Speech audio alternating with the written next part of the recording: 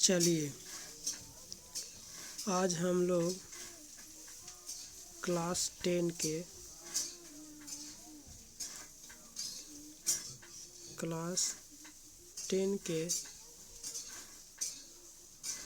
Biology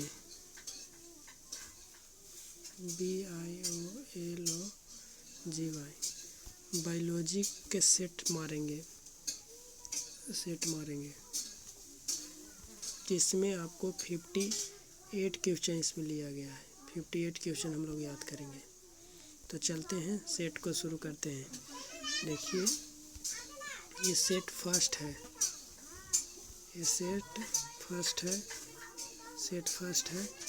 चलते हैं question पर। क्वेश्चन है आपका क्वेश्चन नंबर पहला है। फर्स्ट क्वेश्चन कहता है मानव हृदय में पाए जाते हैं 3 भस्म, 2 भस्म, 4 भस्म, 5 भस्म। तो आपका सही जवाब होगा क्या? 4 भस्म पाए जाते हैं। जब हम हृदय बता रहे थे तो हृदय के देखिए इस ढंग के हम लोग चित्र बनाए थे और इस चित्र में हम लोग देखे थे कि इधर होता है आलिंद और इधर नीचे होता है आपका नीलय। तो इसमें एक हियाँ था, एक भस्म हियाँ था, एक भस्म हियाँ था, एक भस्म हियाँ था।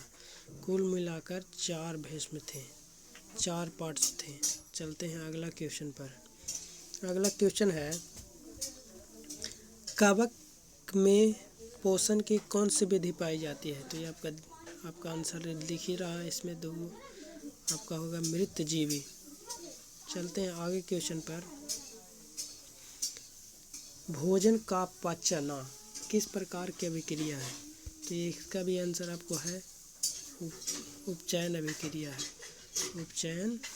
है। चलते हैं अब आते हैं क्वेश्चन नंबर 4 पर। रक्त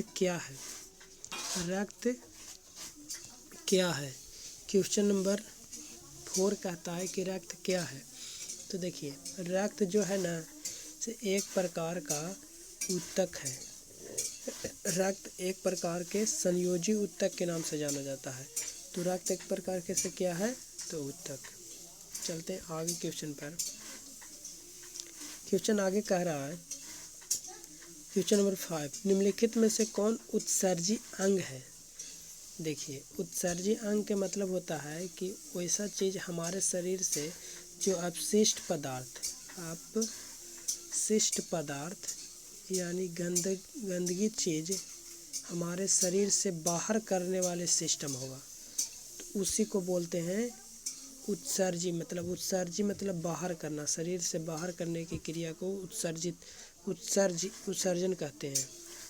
तो उत्सर्जन क्रिया कभी कभी क्वेश्चन आता है कि उत्सर्जन किसे कहते हैं? तो हमारे शरीर से अपशिष्ट पदार्थ को शरीर से बाहर करने की क्रिया को उत्सर्जन कहते हैं।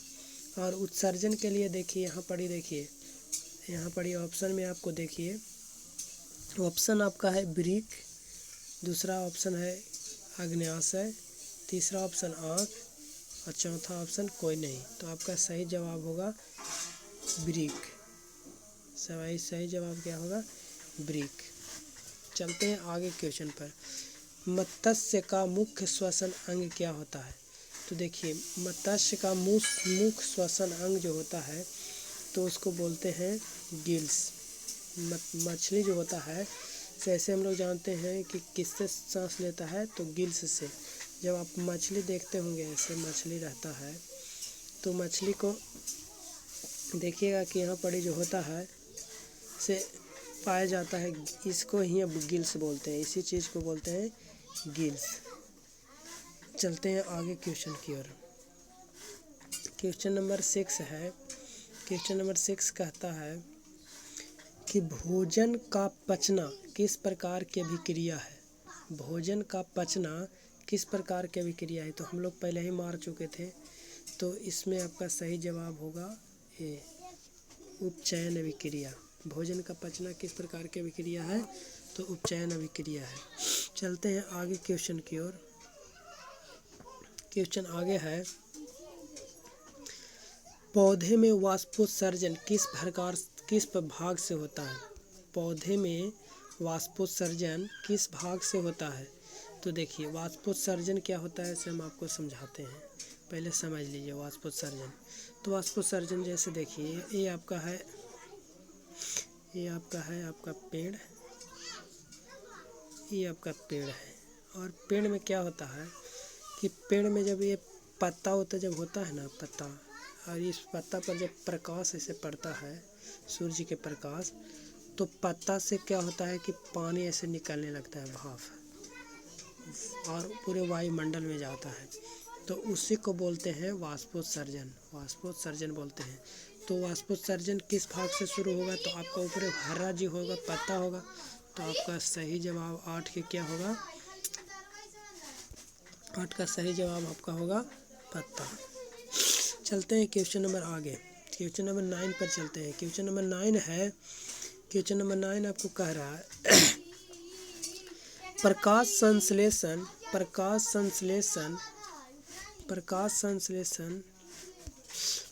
संश्लेषण द्वारा किसकी प्राप्ति होती है? प्रकाश संश्लेषण द्वारा किसकी प्राप्ति होती है? तो चलिए प्रकाश संश्लेषण हम आपको समझाते हैं। प्रकाश संश्लेषण होता क्या है? तो देखिए जब कोई पेड़ पौधा जाइलम से यानी जड़ में होता है जाइलम, जड़ में क्या होता है? जाइलम। और ऊपर एक नली होता है जिसका नाम है फ्लोएम। तो देखिए जड़ से अगर खनिज लवण को ले जाता है तो उसे जाइलम कहते हैं। और अगर ऊपरी पेड़ पौधा के फल से अगर पूरे शरीर में उसका वाहन करता है तो उसको बोलते हैं क्या? फ्लोएम। ठीक है। तो देखिए यहाँ पर एक क्वेश्चन क्या कहता है, प्रकाश संश्लेषण किसकी प्राप्ति होती है? जब प्रकाश संश्लेषण होता है तो वहाँ ग्लूकोज का निर्माण करता है। किसका निर्माण करता है? तो ग्लूकोज का। देखिए इसका सूत्र होता है ग्लूकोज का आपको सूत्र हम बताते हैं, C6H12O6 होता है। इसका सूत्र होता है ग्लूकोज के। आपसे कभी पूछेगा तो आप कह के बोलिए C6H12O6 होता है। चलते हैं आगे क्वेश्चन पर। 10वां नंबर क्वेश्चन क्या कहता है? क्वेश्चन नंबर 10 है, कहता है क्या? क्वेश्चन नंबर 10 को देखिए। क्वेश्चन नंबर 10 कहता है रक्षी कोशिका पाई जाती है।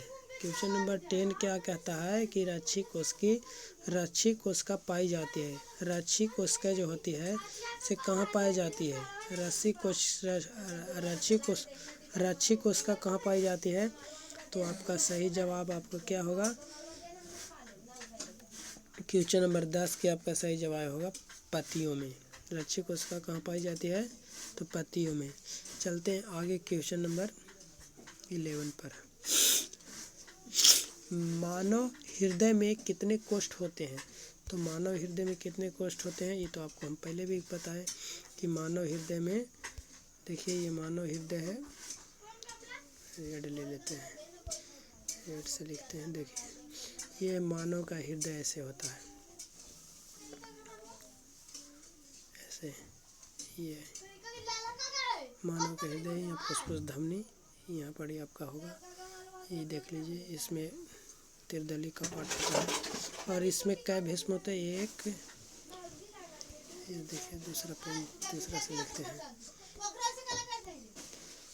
1 2 3 4। तो हृदय के कितने भीष्म होते हैं? तो आपका सही जवाब क्या होगा? 11 के 4।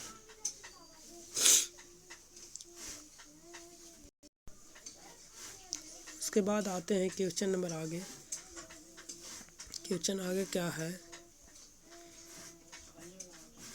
क्वेश्चन नंबर 12 पे आते हैं। क्वेश्चन नंबर 12 कहता है, क्वेश्चन नंबर 12 पर आइए। देखिए 12, क्वेश्चन 12 है मानव रक्त में उपस्थित यूरिया की सामान्यता मात्रा कितनी होती है? यूरिया की मात्रा कितनी होती है? तो आपका क्वेश्चन नंबर 12 के सही जवाब क्या होगा? 100 मिलीग्राम, ये 100 mg होता है। चलते हैं क्वेश्चन नंबर 13 पर।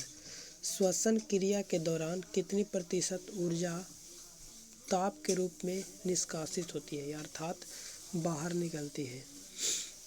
तो क्वेश्चन नंबर 13 कहता है इसमें आपका आंसर ही होगा 20%। चलते हैं आगे क्वेश्चन पर। क्वेश्चन नंबर 14 है कि पौधे में वायवीय भागों में जल के निष्कर्षण की क्रिया कहलाती है। तो जल के निष्कर्षण की क्रिया क्या कहलाती है? क्वेश्चन नंबर 14 था। क्वेश्चन नंबर 14 पर आइए।